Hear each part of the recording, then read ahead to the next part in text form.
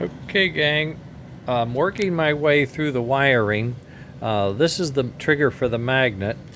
This is the circuit that turns on the relay to say the motor is running. Um, you saw it running on the rails, and it still does.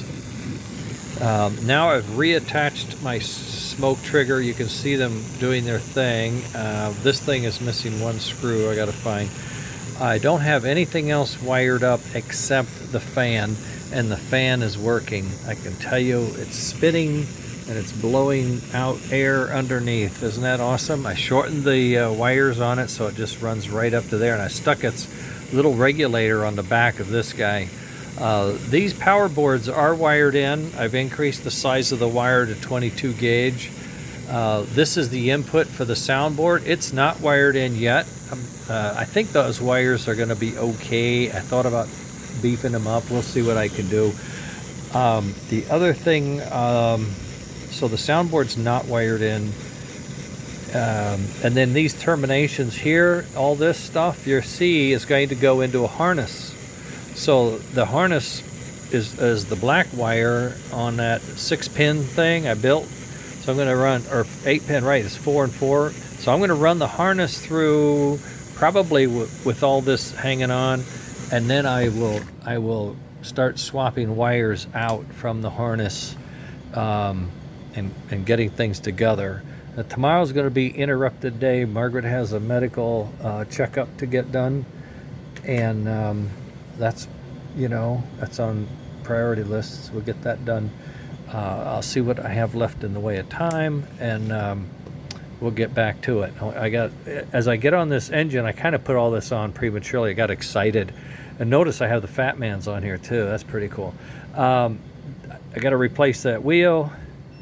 Try to do it without getting it too scratched up. Then I have to decide.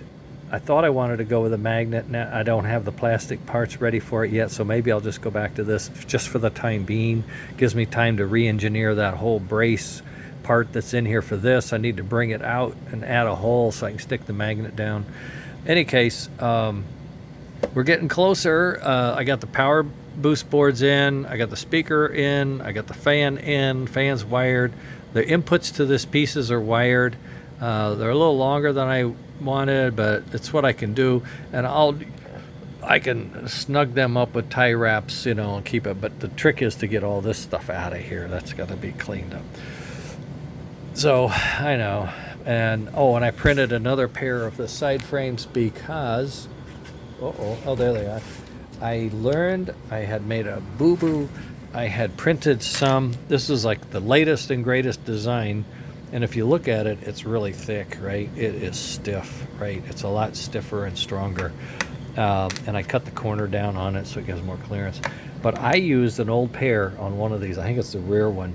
And it's a little floppy, and I didn't like it. So I want them all to be the same strength and orientation and all that. So these will go on here when I get a break too. That's what I'll do, is I'll see things. And I found this speaker. I think this is a really cool speaker, but it won't fit into the lid, obviously. It will fit the space, so I got to change my lid to fit this, and that's an easy thing to do. And I think I'm going to try to find where I got this speaker. It looks nice. We'll see if it works, what it sounds like, especially when I put it in a baffle.